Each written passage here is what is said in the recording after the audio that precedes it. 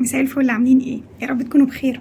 انا كنت عند الدكتورة من حوالي شهرين كده، علشان بقالي فترة كبيرة يعني بحاول افقد الوزن اللي انا زدته مؤخرا ده، زي ما قلت لكم يعني في فيديو قبل كده، مش هقعد اعيد وازيد. ومش عارفة اخس خالص.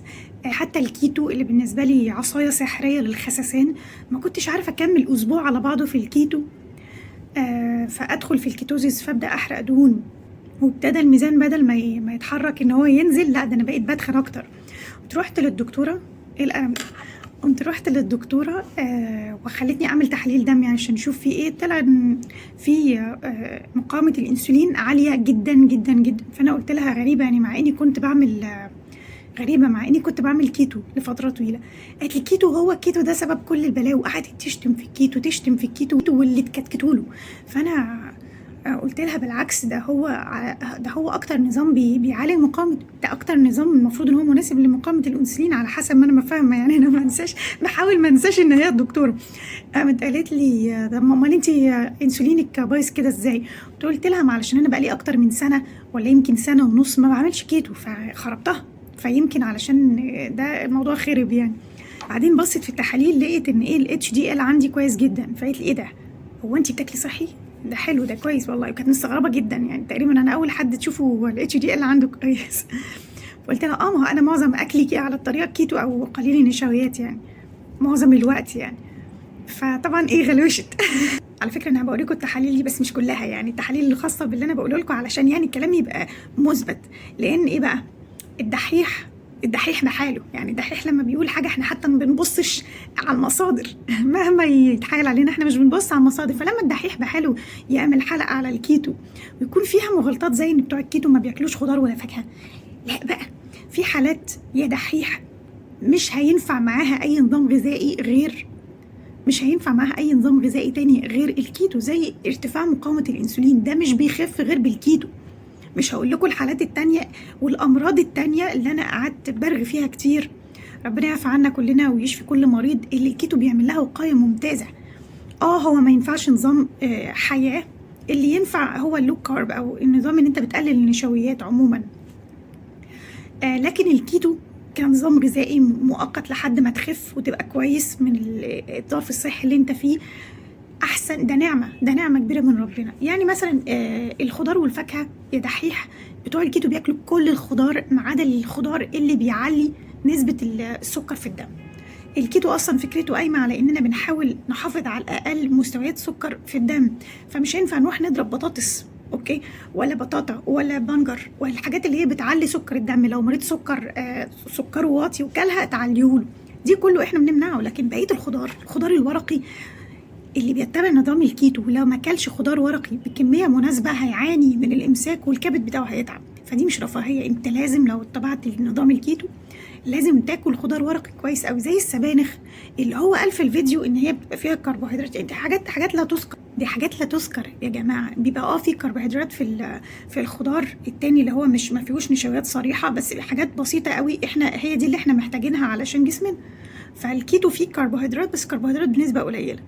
والفواكه يا دحيح، ده احنا يعني بتاع الكيتو ده لو قعد كل قفص حرنكش يعني زي الفل ولا هيحصل له حاجه. حرنكش، فراوله، البيريز، فصيله التوتيات كلها، التوت كله بقى كل اشكاله وانواعه. احنا بناكل الفواكه اللي هي قليله السكر، اللي هي مليانه مضادات اكسده زي التوت والفراوله.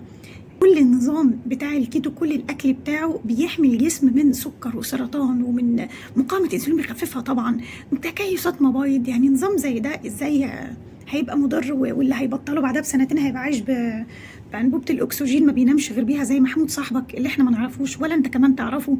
ازاي يعني؟ طبعا يعني هم مرطرطين على فكره. الناس اللي عاملين كيتو بقالهم فتره طويله مرطرطين. هو بيقول ان ما فيش دراسات بتقول ان الكيتو بعد سنتين ملهوش اثار جانبيه، ما فيش دراسات مؤكده. في بني ادمين قدامك مرطرطين على اليوتيوب. شوف كريم علي، بسم الله ما شاء الله يعني، من غير ما ينشر لك تحاليله ولا حاجه. شوف بقاله كام سنه على الكيتو وبعدين خرج منه على لو كارب اللي هو مدرسه قليله النشويات يعني. شوف احمد سماره، دكتور احمد سماره كان منزل تحليله بعد 5 سنين، الله اكبر، 5 سنين بحالهم على الكيتو. انا ما اعرفش عملها ازاي الصراحه، انا ما اعرفش. صعبه قوي. الكيتو يا جماعه انا عملته لمده سنه تقريبا، وصلت سنه تقريبا ووصلت للوزن اللي انا عايزاه تقريبا، ولا مش قوي يعني، بس انا فزهقت. عملت يوم طلعت على لو كارب، وفضلت على نظام اللو كارب ده اللي هو ايه، هو زي الكيتو كده، بس ممكن تاكل معلقه عسل كده، ممكن تاكل بطاطس، بس يعني هقول لكم الموضوع بتاع محمره ومش محمره ده بعدين. بطاطس، بطاطا، البرغل اللي هي الكربوهيدرات الصحيه المعقده، ممكن تضرب لك برغل بدل الرز، ولا فريك بدل الرز مرتين 3 في الاسبوع، ده كله لو كارب. لكن برضو انت بتحافظ على انك انت مقاطع الدقيق الابيض والسكر. نظام مقاطع الدقيق الابيض والسكر هيبقى نظام وحش ازاي؟ وحش ازاي؟ طب الدحيح بيقول ان الكيتو بياخد من العضلات، بيحرق مش بس دهون، بيحرق عضلات. يا راجل يا راجل، ده احلى عضلات تتعمل وانت على نظام الكيتو. ده انت نظام الكيتو بتكون في اعلى مستويات هرمون الدمو، في اعلى مستويات هرمون النمو. هرمون النمو ده يا جماعه اللي هو بيكبر العيال الصغيرين ويصغر الناس اللي هم الكبار، يعني مش العواجيز. هرمون الشباب النمو ده، فطبعا بيساعد جدا على بناء العضلات. ده اكتر هرمون يساعدك في بناء العضلات، هرمون النمو. اوكي، فده يعني في الكيتو انت جايب ضارب اعلى حاجه فيه. امتصاصك للبروتين في الكيتو بيكون في اعلى مستوياته. امتصاصك للمغنيسيوم اللي هو لازم للاستشفاء، اللي هي المغذيات اللي لازمه لاستشفاء العضلات، بتبقى في اعلى مستوياتها، لان انت بطلت تاكل الحاجات اللي بتمنع امتصاصها زي العيش الابيض ده. تمام. فالعضلات بتاعت الكيتو يا جدعان دي عضلات كده اورجانيك، دي عضلات كده يعني اصليه، مش تشرب لك ميه بقدونس تنزل الميه الزياده في جسمك تلاقي عضلاتك كلها يعني كانها لم تكن. ده عضلات اصليه بتاعت الكيتو. ده كلام يا دحيح، ده كلام. الدحيح بيتكلم في ان ريحه البق بتبقى اسيتون. هي بصراحه دي ما حصلتش معايا، بس عموما البني ادم لما بيجي يحرق دهون بتخرج في النفس، في الاخراج عموما. فهو يعني لما بيكون حرق الدهون عالي قوي كده، شغال عمال تحرق دهون طول ما انت عايش، اكيد بتكون الريحه دي زياده شويه، مش عارفه. يمكن هو ده فعلا ممكن تلاقوه جدا في الكيتو. الدحيح بيقول ان صاحبه محمود اللي محدش يعرفه ده، وهو كمان ما يعرفوش، كان تركيزه قليل. اكيد صاحبك يا دحيح ما كانش بياخد الالكترولايت، او اللي هي البوتاسيوم والمغنيسيوم، اللي هي الحاجات اللي بتنزل مع الميه الزياده لما اللي بتنزل مع الجسم، لان الجسم في الكيتو ما بيعرفش يحوش ميه زياده. اللي بيمسك الميه في الكيتو هو النشويات. انت مبطل نشويات تقريبا، فالميه الزياده كلها بتنزل، وبتاخد معاها بقى اللي هي الالكترولايتس دي، او اللي هي البوتاسيوم والمغنيسيوم والصوديوم. الحاجات دي يا جماعه هي دي اللي بتعمل صداع لما بتنقص في الجسم، فانت بتاخدها مكملات او بتركز عليها في اكلك. تمام. اللي مش هيعمل كده في الكيتو هيبقى مصدع وتعبان، وهيفتكر ان هو محتاج سكر ويروح يشرب ميه بسكر. لكن هو لو شرب كوبايه شوربه زياده ملح هيبقى زي الفل، عشان الملح هيساعد ان الدنيا تظبط يعني. كمان هو بيقول ان الكيتو لازم يكون مظبوط قوي، يا اما هيبقى انت بتربي مصيبه ومش عارف ايه. هو الكلام ده صح لحد كبير، الى حد كبير.